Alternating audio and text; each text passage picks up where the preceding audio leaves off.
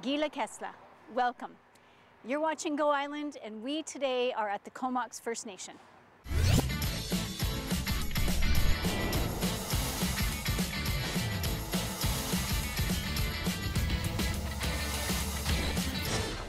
I'm Mary Ruth Harris. You're watching Go Island on Shaw TV's Channel 4. We are so thrilled and honored to be here at the Comox First Nation in the Comox Valley. And the carvers are hard at work behind us on the new totem poles that will go in front of the new administration building here at the Comox First Nation. We are going to head right up to Campbell River to get the show underway. You're watching Go Island. I'm Mary Ruth Harris. We're on location at the Comox First Nation, where they are working hard on the painting and the continuing carving of the two totem poles that will adorn the front of the new administration building sometime in December when it will be all launched. But right now we're going to head to Nanaimo for a little bit of a history lesson. I'm Mary Ruth Harris, and you're watching Go Island on Shaw TV's Channel 4.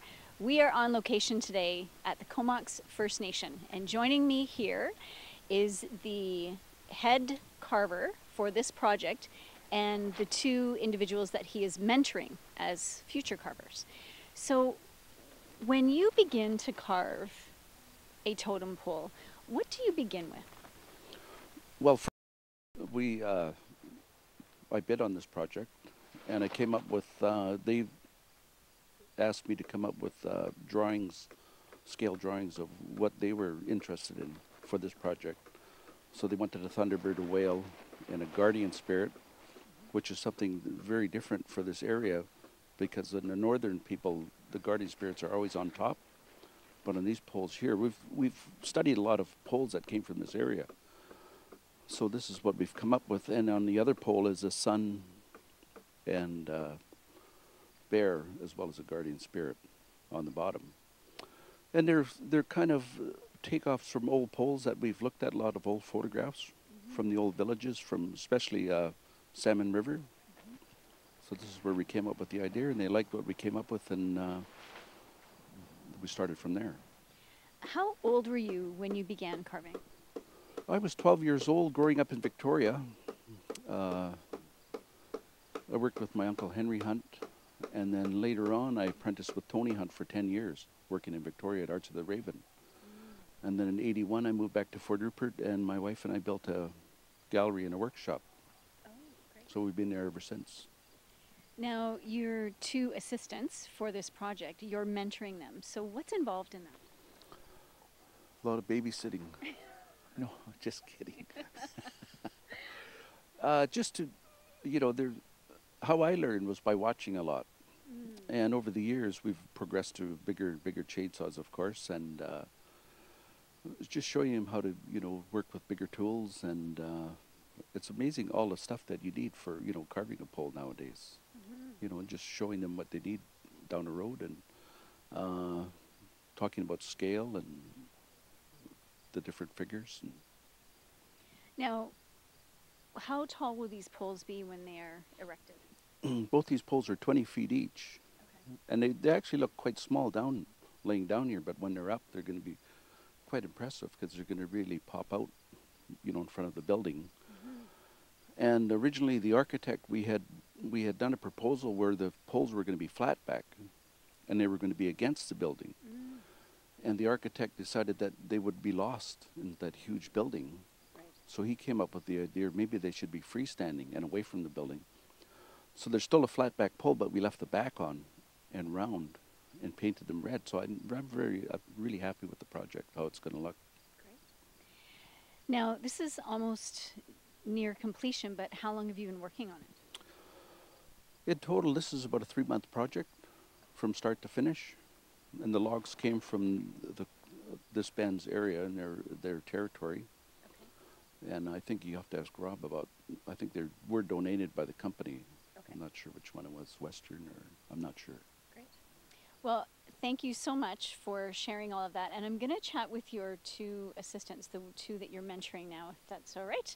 So over here we have Carver Everson and Randy Frank. Randy, how long have you been being mentored in the carving? Since the beginning of the project, so it's been just about 2 months now, I guess. Yeah. And is this the first carving project you've worked on? No, I've been carving for just about 15 years, 20 years now. So it's the biggest project I've ever worked on by far. So it's kind of nice to learn, like Calvin was saying, the scales, the masses of the woods, inch per foot kind of thing, the rounds and the actual figures. So it's kind of nice to learn the bigger scale of projects. So. Right. And what's it like to work? It's been good. It's I worked with Cal. Cal taught me how to build canoes years ago with Mervyn and my dad.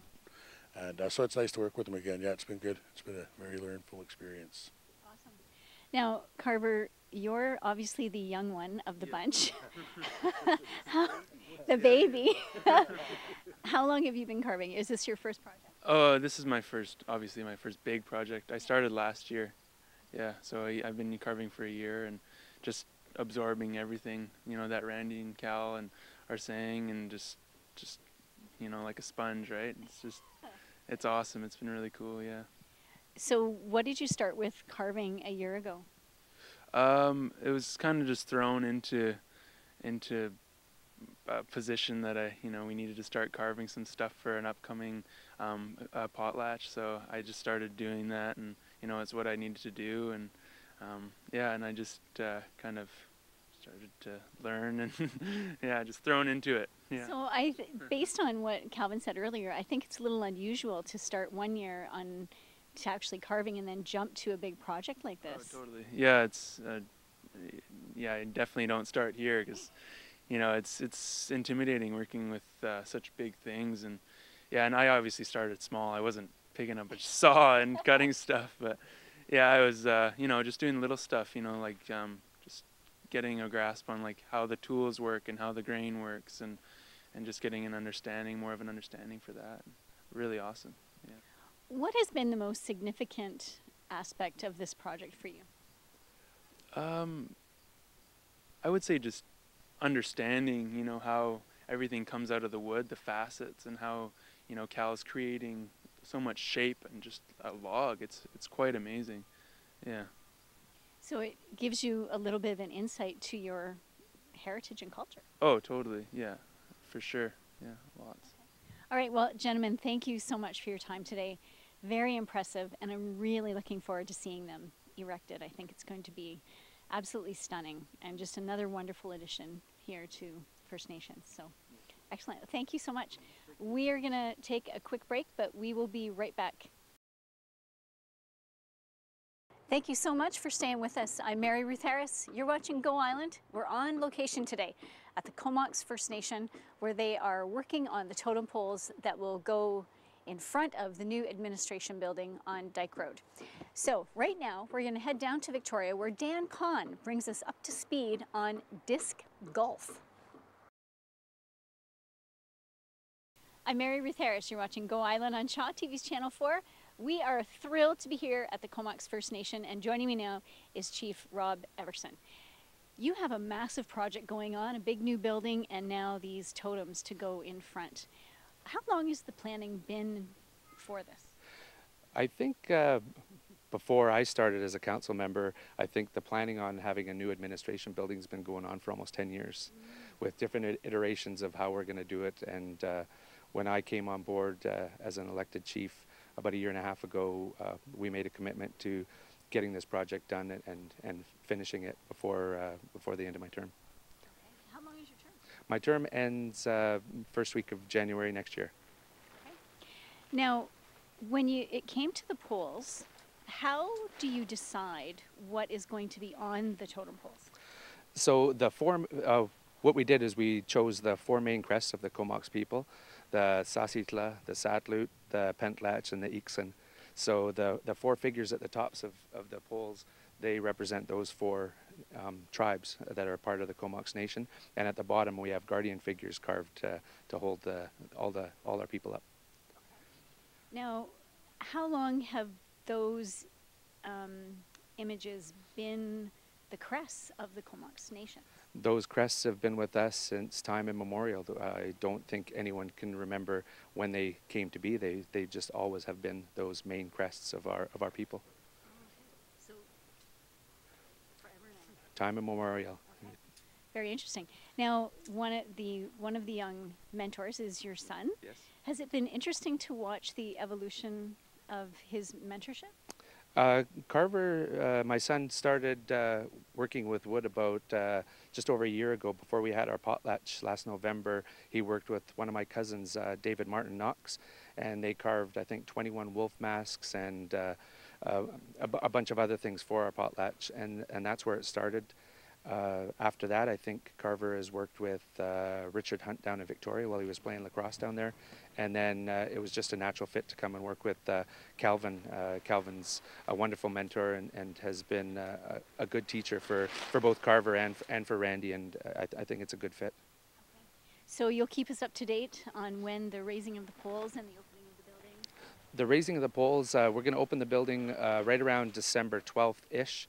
It's still a little bit up in the air, but it'll be right around that time that we'll be having a grand opening and a celebration. Awesome. Okay. Thank you so much for your time today. Really Thank you. All right. We're going to take a short break, but please stay right where you are.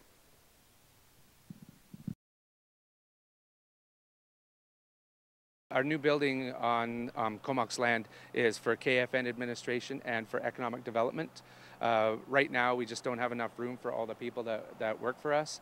We have a portable, which I'm sure everyone that knows anything about the school district, portables aren't the best thing and the best work environment. So building this building, we're going to be able to put everyone under one roof, and it's going to make a big difference bringing everyone together. Architecturally, the new building is supposed to reflect a traditional big house style. So I'm sure that when you see the cedar cladding, you'll understand it as we progress along and you start seeing all the work. One thing about this building is it's going to be a testament to British Columbia wood fiber. There's a lot of red cedar and a lot of Douglas fir that's going to be going into the building, and they won't be painted finishes, they'll be true wood finishes. Now, where will the totem poles sit once you raise them? So if you look at the building, the front of it will all be glass, and there'll be a totem pole bookending each side of that glass. So one will be right here and one will be mirrored on the other side. So the building will be finished sometime in December, and Chief Rob Everson's younger brother, Andy, who is a well-known First Nations artist, is producing some artwork specifically for the new building. I'm not going to tell you what it is because it's a bit of a surprise, and it'll be unveiled when the building is unveiled in December. And right now, we are going to head down to Union Bay, have a look. Thank you so much for watching today's Go Island. I'm Mary Ruth Harris. We've been on location at the Comox First Nation, where the building of the new administration building is well underway by Lacasse Construction. And of course, the carvers are well on their way to having the totem poles completed. Thank you to Chief Rob Everson and Head Carver Calvin Hunt for their time. Very appreciated. Now, coming up later in the week, we are going to be at the Art Gallery of Comox Valley, as well as Elk Falls with Lori Busey of the Campbell River Rotary, who's going to give us a sneak peek at the building of the bridge. I think right now they're putting the footings in the ground, so we're going to get a look at that. So tune in for those shows and have a great week until then, and enjoy the weather while it lasts.